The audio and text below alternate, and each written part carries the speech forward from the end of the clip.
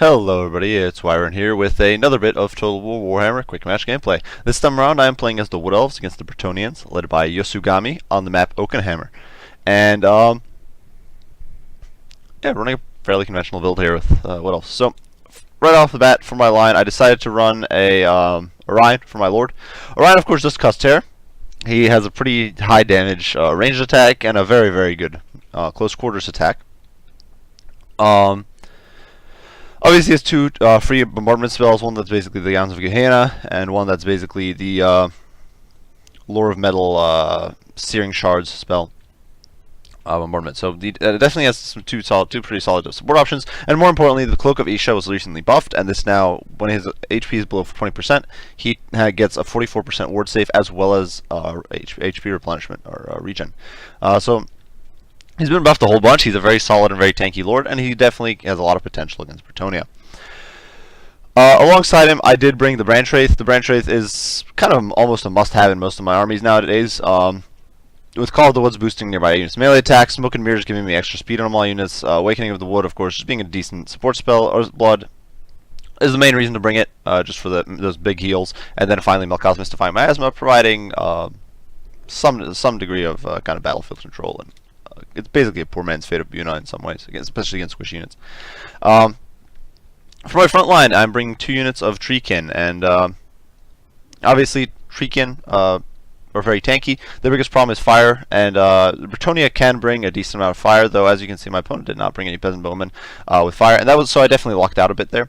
And Treekin, despite the fact that they are susceptible to fire, because of their very high armor, they still won't take that much damage from fire arrows, because after all, their formation is going to be pretty wide, peasant bowmen are inaccurate, and so they don't take that much to hurt. Then for the flanks, covering the flanks here, I do have 2 units of Vanilla Eternal Guard. Definitely, once again, a bit of a problem. Going a little cheaper on the infantry side of things because I brought a very large shooting contingent. The Eternal Guard without shields, of course, still have fairly good stats. They'll still trade fairly effectively. Their armor piercing is a bit wasted on Brettonia, but they can definitely shut down an enemy cav much more effectively because of it. The Winterheart Guard, of course, unbreakable with very high stats. It's shielded Eternal Guard, and they have charge defense against all, which is very, very nice. And in the back, I do have the Low Extrictors, who are a very high mobility, anti-large unit. They can also tear through armored infantry, though given that Brettonia doesn't have too much of it, they're not that good for that. But the main thing is that with their speed buff that they can cast, right over here, the Low Shroud, they can easily kind of close in on a heavy cavalry and just tear them to shreds with a mixture of Frenzy and one of their other war dancers, Storm of Blades, which allows them to dish out immense amounts of hurt. And finally, I do have my shooting line here of Glade Guard with Starfire Shafts. These guys are basically there to tear through enemy armored units, most importantly, of course, Knights. Though, despite that, they can, of course, tear through infantry pretty effectively. Finally, out on the flanks, I do have Wild Riders, and yeah, Wild Riders are just a very good cavalry unit. I didn't bring shields because I didn't have the money, but nonetheless, those guys will do very, very well. My opponent decided to go with the Fan Enchantress, so definitely going a little bit cheap, I think, on the Lord kind of side of things. Did bring Chalice of Potions, which is of course a great bombardment spell, basically Comet of Cassandora. Favor of the Fae, which is a great single target melee buff.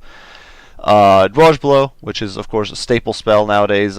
Shield of Thorns, not the worst idea against the elves with the hordes of shooting. And then Earthblood, which of course will heal nearby units. And of course he does a Mist of the Lady, so if the Fae Enchantress is in combat, she'll be debuffing and hurting all of the nearby units. For his main line, my opponent did bring a whole bunch of men-at-arms with shields and spearmen-at-arms with shields. You can see they kind of compose the majority of this army, and they're very heavily veteraned up. They're not rank 9 veterancy, which makes their stats immensely powerful, and means that they will actually trade very, very effectively with my Eternal Guard, whose stats are much lower. Fortunately, I do have the Treekin there to kind of stiffen things up. There are also Spearmen at Arms with Shields who have a 92 large bonus, and they will also do quite a bit of hurt with this super veterancy.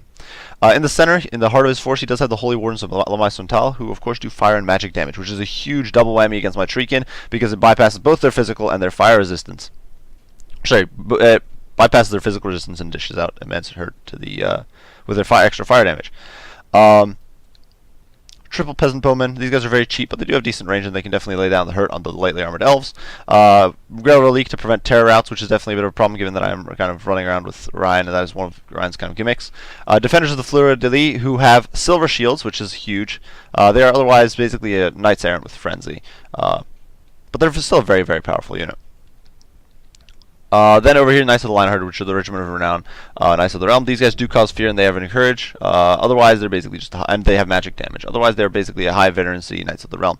Still, both very cheap but powerful cavalry. In the center here, he does have the Green Knight, and this is definitely a bit of a problem. But at the same time, because I do have Orion, who causes magic damage, the Branch Wraith, who causes magic damage, my archers all do magic damage. I feel fairly confident dealing with them. Or you can see me trying to kind of cycle around with the Wild Riders. I don't want to. I do try to snipe away here at the Green Knight. Unfortunately, my Wild Riders take more friendly fire here, and that's definitely a bit unfortunate. And I lose several models in the process.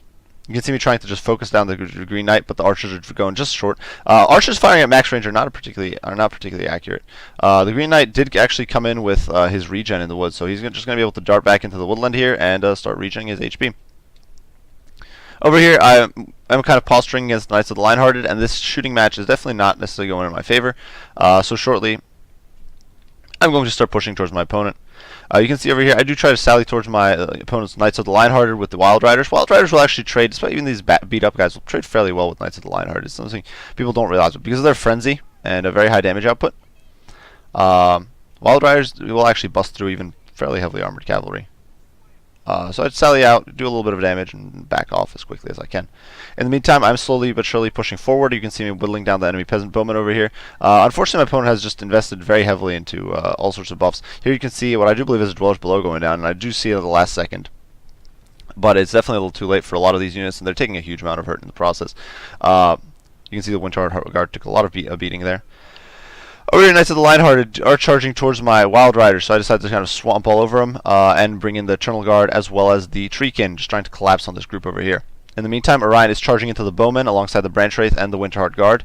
And unfortunately, the Fanchantress, and this is definitely a bit of a huge problem for me, Fanchantress has a built-in 60% magical resistance. And at 60% magic resistance. So on top of the fact that it actually makes her a much more resilient target against most of these magic damage dealing units than anything else. The Treekin will do practically nothing to her. The Glade Guard with Starfire Shafts will actually practically do nothing to her, and even Orion will have his damage mitigated by a massive amount because he does magic damage. So definitely a huge bit of an issue for me. Over here, I lose some track of my Wild Riders, though now I'm kind of swamping in on the Knights of the Lionhearted, tearing them apart. Like I said, the Wild Riders will tear through even fairly well-armored cavalry like the Brettonian Knights pretty quickly. Eternal Guard here just slugging it out with Spearmen at Arms and Shields. I'm not actually sure how this will go. It actually looks like the Eternal Guard have worse stats than the Spearmen at Arms and Shields, so it might actually go in the Spearmen's favor. But the Treekin are there definitely to help. Over here, the Men-at-Arms do get terror-routed thanks to Orion, but you can see the I do believe it's the Comet of Casandor coming down. I'm trying to get it clear, but it's simply not happening, and I do get hit in the face there by the bombardment. These Treekin are getting torn apart by the Wardens as well as the Men-at-Arms with Shields and the Fanchantress. Treekin don't hit fairly often. They have a fairly low melee attack, so they're definitely struggling to get damage in. See, I actually didn't move. I guess I actually didn't move the Winterheart Guard, and they definitely took a huge beating there. In the meantime, my opponent has gotten the Green Knight into my backline and is causing quite a bit of anguish for me as I'm trying to kind of pivot the Glade Guard with Starfires into position and try to just whittle him down. He is very susceptible to missile fire. You can see just getting a few volleys in is doing huge amounts of work. But once he decides to ride away, there's very little I can do to stop him. He has very high mobility and it's just a bit of a pain in the rear. The Low Strictors are now shifting around. Low Strictors are less than ideal against Brettonian Peasantry. That's a very, very bad matchup for him. But over here, these Spearmen at Arms and Shields are kind of breaking, and slowly but surely they will eventually kind of fall apart. These Treekin are routing, but they still have several of their models left, so hopefully they'll come back and be in decent shape. Over here, Orion is trying to slug it out. The problem is that once again, Orion is simply not able to do all that much damage to the Fanchantress, but I do cast Earthblood over here from the Branch Wraith. And once again, the Branch Wraith is also doing magic damage. That is definitely a bit of a interesting but a very functional pick you can do as Brettonia against Wood Elves, because Wood Elves tend to bring a lot of magic damage. Fanchantress can definitely shut down magic damage pretty effectively. Over here you can see a Melkoth's Mystifying Miasma, I do believe, going down on the Men-at-Arms and Shields. It will actually do quite a bit of hurt to him. You can see over here the Wild Riders do charge in, get a rear charge, but unfortunately my opponent does have a Grail Relic nearby, so most likely he'll simply be able to tank through most of this. Shield of Thorns does go down on the Knights of the Lionhearted, and another Dwellers Below goes down. Dwellers Below, like I've said before, I'm very much hoping this Dwellers Below gets nerfed. It's exceedingly cost efficient. It's exceedingly effective. Over here, my Winter Guard are practically annihilated. My Treekin are actually having their life sapped away from them by the Enchantress, so it's not going to do too much to them. But they're whomping on those peasants. Over here, the Green Knight does charge into Orion, which is a terrible trade for him because Orion is a total monster in melee, and more importantly, Orion causes magic damage. So the Green Knight, where the Enchantress is a pretty, in some ways, awesome pick against Wood Elves. Green Knight, not so much, because Orion can, Wood Elves have so much magic damage. Over here, the Men-at-Arms and Shields are kind of getting bowled over by the Wild Riders, who are they do cause fear, so they will hopefully kind of help break that over there. The Low Strictures are getting slugged out with Men-at-Arms and Shields. Once again, as I mentioned before, this is pretty terrible engagement for them. In the back line, in the meantime, my Archers are definitely having a bit of an issue here. The Eternal Guard are not trading well with the high veterancy Spearmen. The Fey Enchantress is moving at my Archers, and my opponent is just swarming my firing line with his Men-at-Arms. The Green Knight, Orion is trying to keep pace, but he's simply just not quick enough. You can see Arcane Conduit going down.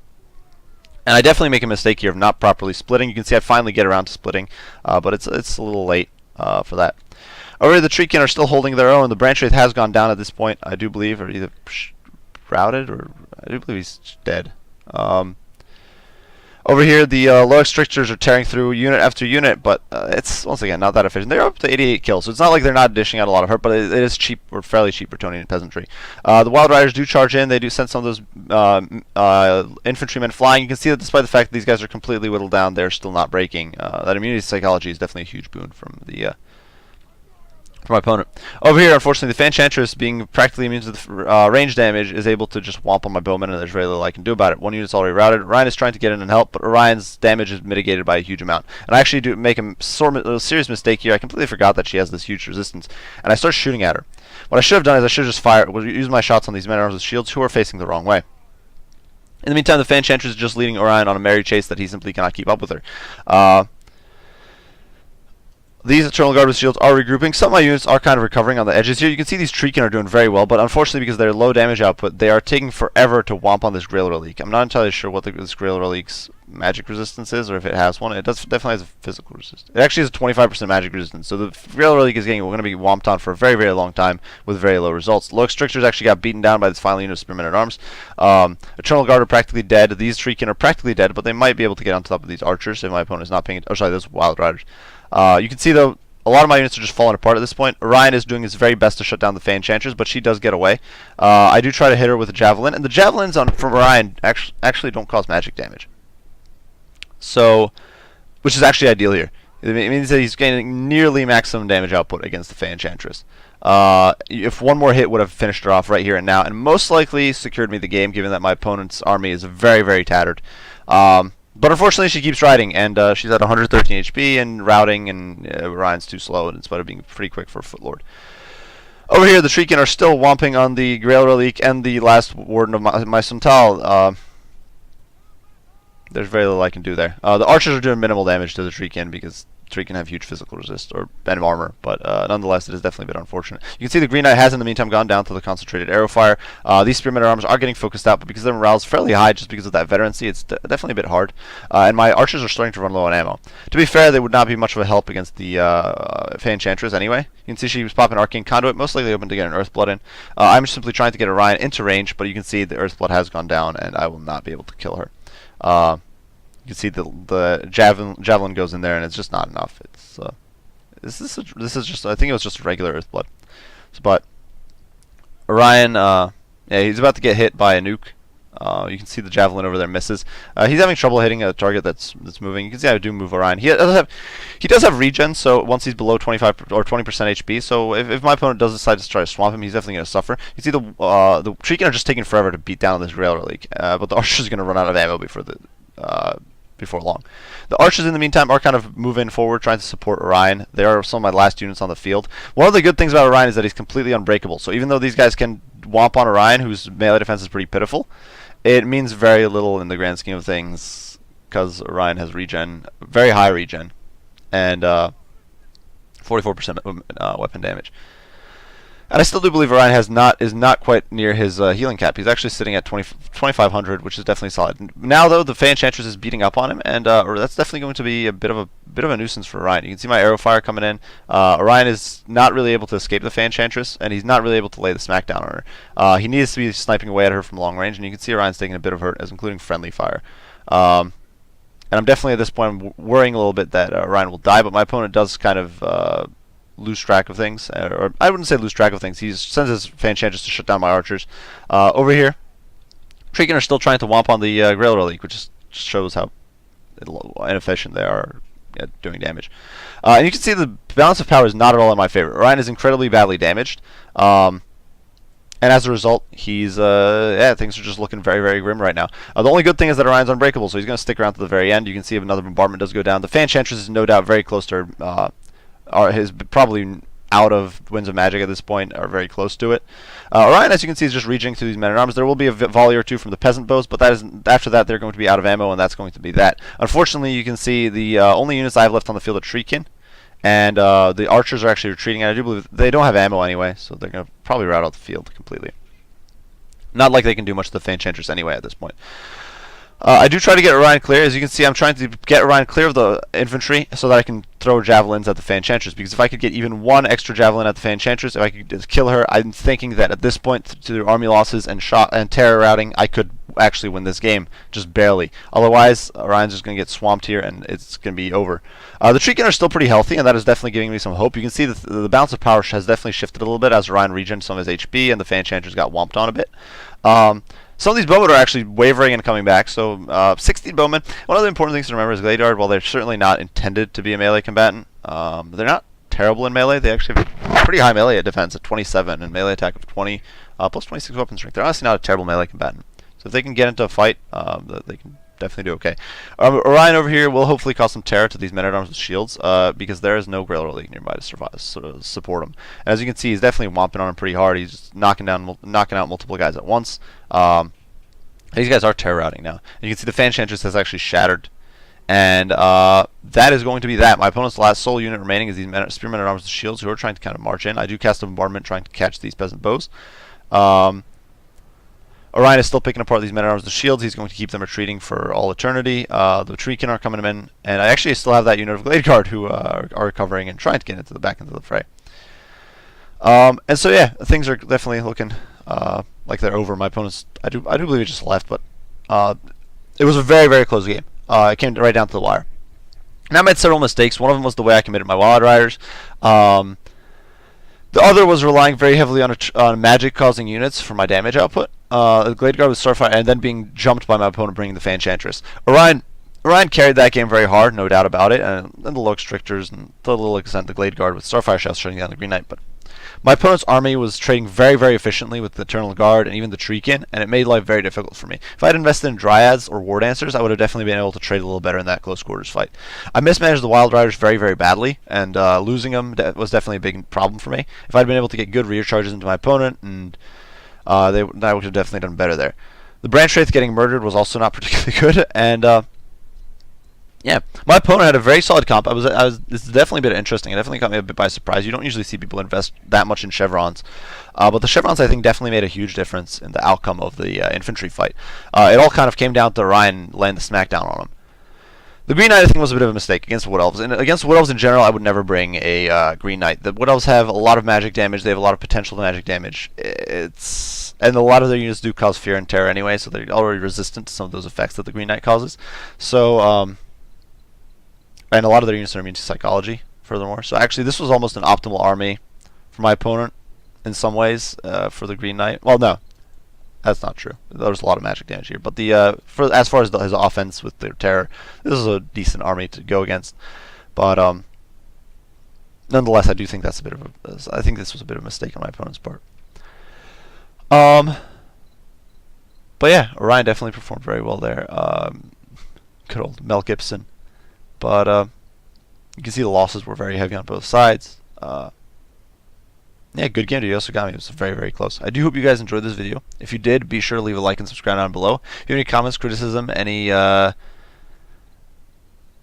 suggestions for units or comps you'd like to see, be sure to post those in the comments and I'll respond as soon as I can. As usual, guys, I do appreciate you all for watching, and I will see you all in the next one. Wyvern out.